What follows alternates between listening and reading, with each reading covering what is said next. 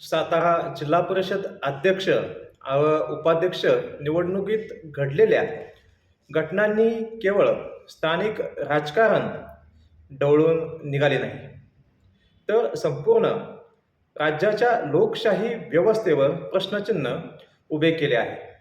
या घटनेला काही नेत्यांनी लोकशाहीची हत्या असे संबोधले, ज्यात विशेषतः सुप्रिया सुळे यांचे वक्तव्य चर्चेच्या केंद्रस्थानी आले. परंतु खरंच ही घटना लोकशाहीचा खून म्हणावी की गंभीर आहे का? ती फक्त सत्ता संघर्षातील एक अतिरेकी टप्पा आहे, यांचे वस्तुनिष्ठ विश्लेषण करणे आवश्यक आहे. लोकशाही ही केवळ मतदानाची प्रक्रिया नसते. ती विश्वास, पारदर्शकता आणि संस्थात्मक प्रामाणिकतेवर उभी असते. जर निवडून आलेल्या प्रतिनिधींना मतदानापासून रोखले जाते, प्रशासनाचा वापर राजकीय हेतूंसाठी केला जातो, बहुमत असूनही निकाल उलटा लागतो, तर ते केवळ अनियमितता नसून लोकशाहीच्या मूलभूत तत्वावर आघात ठरतो. घटनाक्रमाचा अभ्यास केला तर काही गंभीर बाबी समोर येतात. मतदार सदस्यांना मतदानापासून अडवणे किंवा उशीर लावणे हा सर्वात गंभीर आरोप आहे.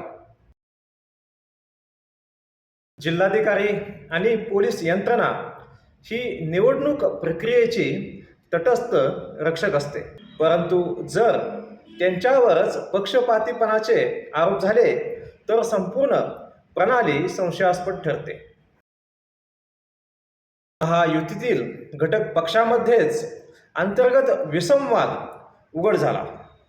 हे दाखवते की ही लढाई विचारसरणीची नसून वर्चस्वाची लढाई होती.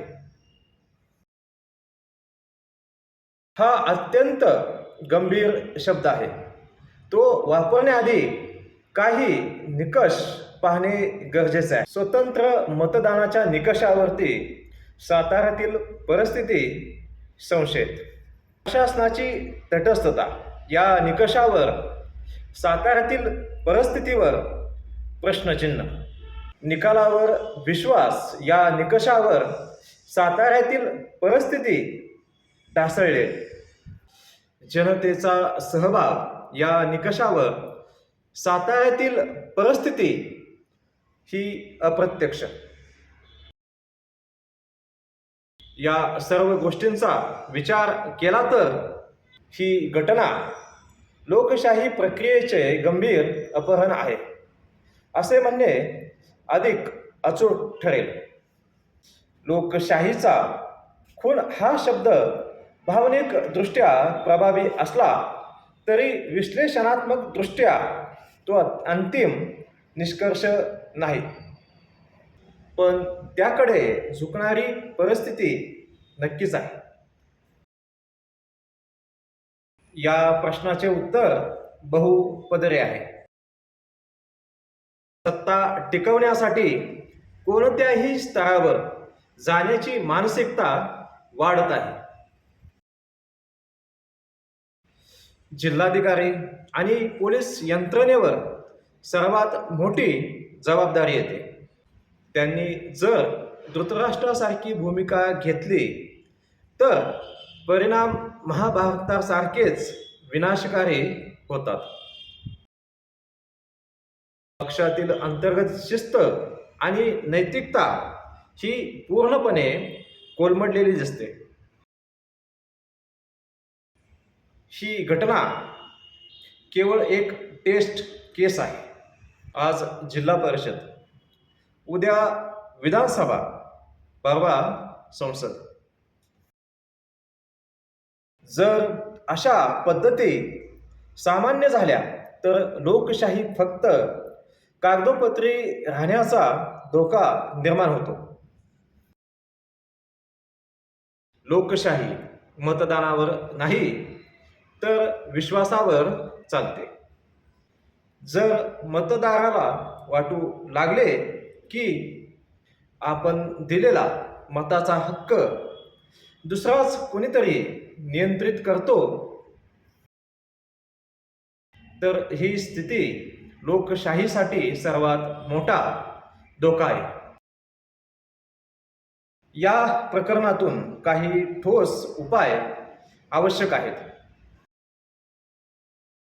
राजकीय हस्तक्षेपापासून मुक्त चौकशी आयोग नेमणे. जिल्हाधिकारी व पोलीस अधिकाऱ्यावर वैयक्तिक जबाबदारी. पारदर्शकता वाढवण्यासाठी तांत्रिक उपाय. क्रॉस वोटिंग व दबाव तंत्रावर कठोर नियंत्रण. साताऱ्यातील घटना ही केवळ एक राजकीय वाद नाही, ती एक इशारा आहे लोकशाही संस्थांच्या रासाचा, सत्तेच्या अतिरेकी लालसेचा आणि प्रशासनाच्या निष्पक्षतेवर आलेल्या संकटाचा. त्यामुळे लोकशाहीचा खून हा शब्द पूर्णतः अतिशयोक्ती नाही, परंतु तो इशारात्मक विधान आहे. जर सुधारणा झाल्या नाहीत तर आजचा संशय उद्याचा सत्य ठरू शकतो. लोकशाही वाचवायची असेल तर संस्था मजबूत करा, व्यक्ती नव्हे. कारण व्यक्ती बदलतात, पण संस्था टिकल्या तरच लोकशाही जिवंत राहते.